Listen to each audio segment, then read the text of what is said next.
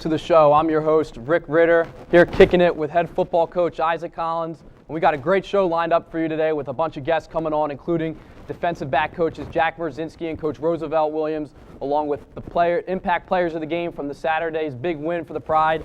And let's kick off the show today by talking about that big 21-0 win, Coach. You know, the offense got rolling early, and the defense never seemed to get out of sync, and we posted our first shutout in 6 years. How do you feel about that big win? Well, obviously, I was excited. I mean, there's a lot that went into the success of what went on the field on Saturday, and certainly to bounce back from the adversity that we faced in upstate New York a week ago was certainly exciting. I think for everyone, and to have the crowd that we had and the support that we had on the sideline was just unbelievable. So certainly, a lot of excitement went into that. There's no doubt about it. It really was a great atmosphere on Saturday, and we're going to get into some first half highlights here, I believe, and we get them up and rolling and touch on the Pride's game. Now, the offense really got things rolling early in the game. It was a great atmosphere out there as you see the seniors coming out here through the tunnel, through the cheerleaders. And things, got rolling early. Adam Smith, senior running back, really got the show on the road and started to kick one out here, as you'll see as he kicks it outside with some great perimeter blocking and really got this offense some confidence early, as you'll see Colin Masterson, little option play, option right, pitches it to Adam Smith as he takes it up the sideline. Blocking outside and by the line, springs him up the field all the way down for a big Widener gain. Defense, too, kept it going the whole time. But the way the defense was playing, Coach, they didn't need a lead as they held field to 1 for 7 on third down conversions in the first half. Coach, how well did the secondary step up in the defensive game? Oh, it was just unbelievable. They did a great job making the quarterback hang on to the football, and our guys up front closed the deal with getting after him with 6 sacks. And as you can see here, Brandon Curran, senior fullback, takes it in for about a 24-yard score right up the middle on a belly. Real excited about that. I believe that was his first career touchdown there. And here comes some more highlights from the defense. As you can see, they held field to just 83 yards passing along with 54 yards rushing, giving them a total offense of only 137 yards for the entire day, Coach. And you can see there that was a coverage sack. They did a great job downfield. Quarterback had to pull it down, and our defensive guys were able to close on it. Secondary was really flying around. As you can see, the safeties coming up, making some key plays there. As you'll see, junior safety Gary Fish come up and really take the knees out off of this running back right here. It's a great job, great run support. And the offense kept things going in the first half as they scored 21 points for the total as Colin Masterson airs it out here to junior wide receiver Cedric Clayton as he made a big play down the sideline for a 30-yard catch. And as you'll see here, just a simple option play. Adam Smith takes another one, bounces it outside, and turns what could have been a 5-yard gain into about a 20-yard gain. Big plays from him all day from the senior tailback.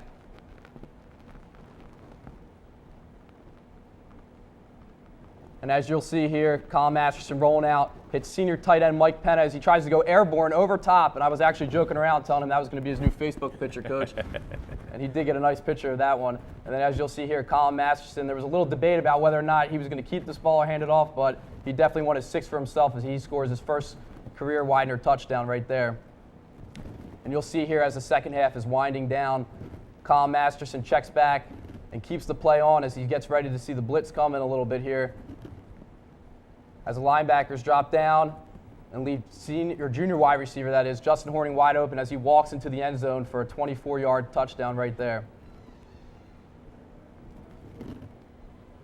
And some more defensive plays here. As you know, Coach, they didn't seem out of sync all day. Big plays from senior defensive end Shane Zunski, from Dan Cosenza in there. It was really great to see that D-line get things rolling and stuff the run all day. We knew they had a young quarterback, and we wanted to make sure we did a good job against the run. And when they dropped back the pass, as you saw there, we wanted to make sure we got pressure and kind of disrupted what they were trying to get accomplished offensively. And I thought our guys did a great job in the first half of setting the tone. Now here joining us now are both defensive back coaches of Widener University, Coach Roosevelt Williams and Coach Jack Merzinski. Coach Roosevelt Williams actually played a few years in the NFL playing with the Cleveland Browns and the Chicago Bears. And Coach Merzinski is joining us from Hofstra University, comes in and brings his knowledge with us. Guys, both of you here in your first year coaching here at Widener, how have you guys adjusted to the transition with the new players and the new program and the things that are taking place here? Coach Williams, we'll start with you. So I adjusted by just guys buying into the program, and this is a new place, new atmosphere for me, and new atmosphere for the coaches and all. But just everybody buying into what you know, us as coaches trying to teach them and things. So it's fun, it's a journey, but I think we're on the right track. Coach Brzezinski, how have you adjusted to the things that have been taking place here at Widener? I think it's just a learning curve, not only for us but also for the players. You know, every day is a new thing, and you know we're all adjusting as the days go on. Kind of everybody knows what everybody else expects now. You know, so I think day by day we're getting better, not only as a coaching staff gelling together, but also as working with the players as well too. Now you guys take over an experienced secondary with some great kids returning this year, along with some youngsters that are really making some noise. You got Kevin Franklin out there, you got Sean Nevin, you got E.J. Stroman, along with youngster Laquan Robinson, one of Coach Williams' favorite. He's going to smile a little bit right there. And how do you guys feel about the overall talent that you got back there, and along with the experience? Overall, we're a good unit. You know, our older guys, they're the guys that teach our young guys, the things that they've learned over the years. So as a unit, as a whole, we're coming together. The older guys, the younger guys, like you mentioned, Laquan Robinson, he's a great athlete. He's a local kid too. So it's a bright future for him, and it's a bright future for all the other young guys that we recruited this year. Coach, how do you feel the seniors in the secondary have really been handling things here so far? I think ultimately it's helped them push each other.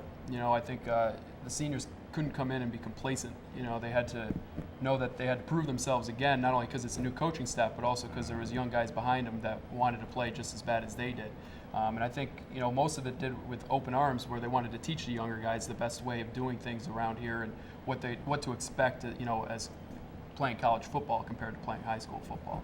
Now, Coach Williams, being here at Widener, what is one of your favorite things about coaching here? My coaches,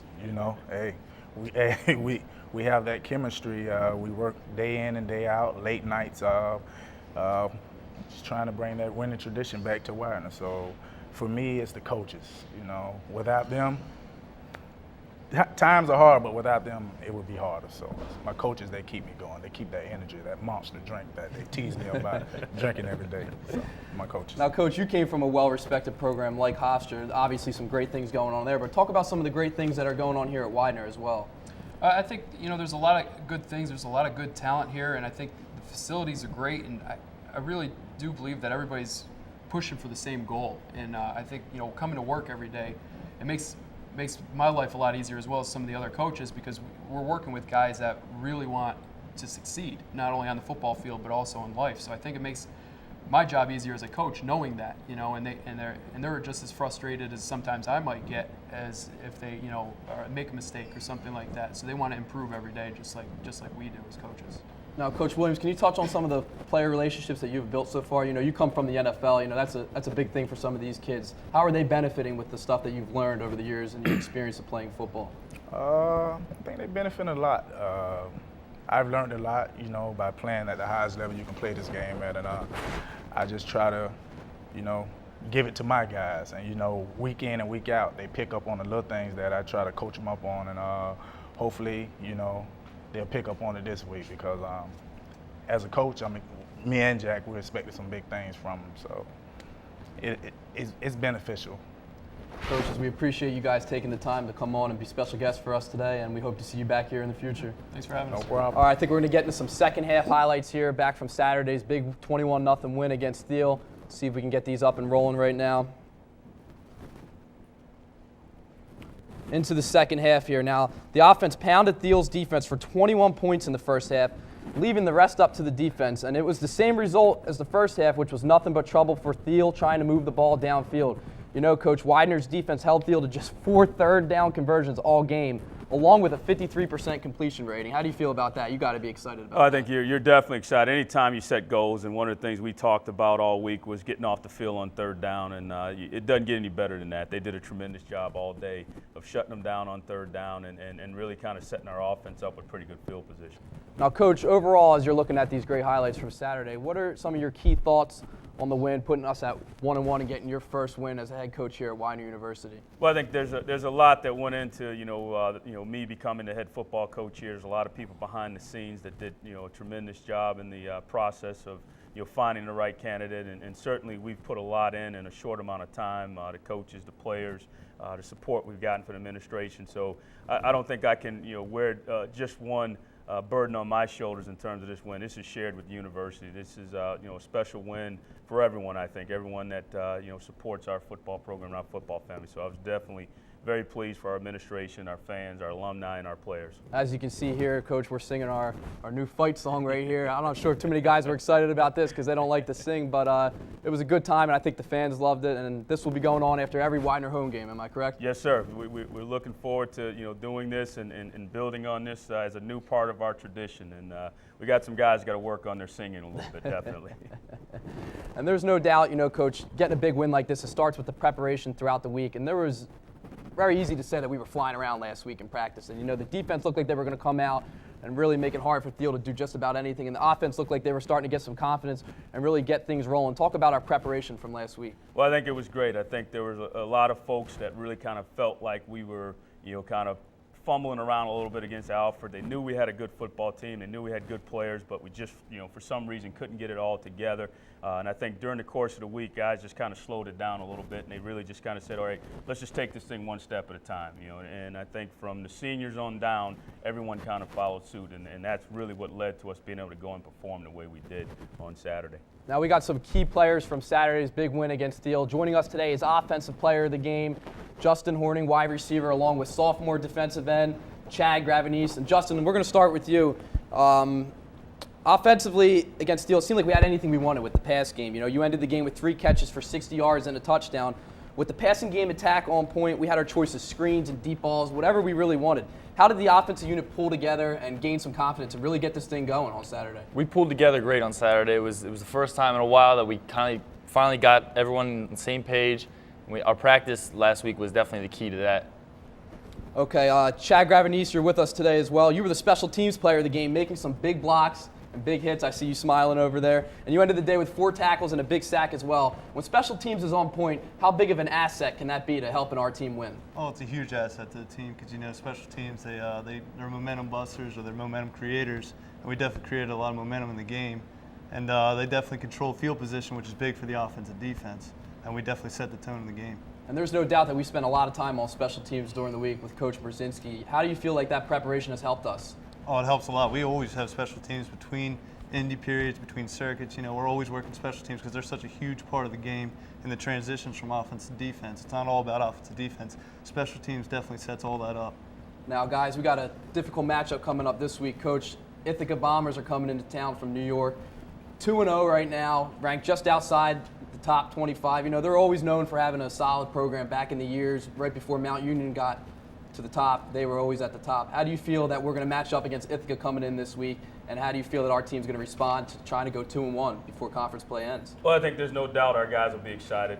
For every person that's a part of this program right now, they understand that this is really an opportunity to kind of get a playoff experience because you're playing against a playoff caliber team. There's no doubt. The Ithaca Bombers have 3 national championships. They've had 39 playoff appearances, winning 27 of them. So there's no doubt that there's a rich tradition there. And I think any time you get an opportunity to play against that caliber of a football team, you got to be excited about it. And I think our guys remember their trip up there last year. We didn't quite have the success that we wanted. So I think a lot of the guys are just looking forward to getting another shot at a very good football team. And a win this week could put the Widener Pride at 2-1 as they would end non-conference play and then go into their bye week and then head into conference play as well. Guys, we appreciate all you taking the time to join us today, along with Coach Williams and Coach Brzezinski. We'll see you next week on Kicking It with Coach C. I'm your host, Rick Ritter, here with head coach Isaac Collins, and we'll see you next week. Thanks, guys.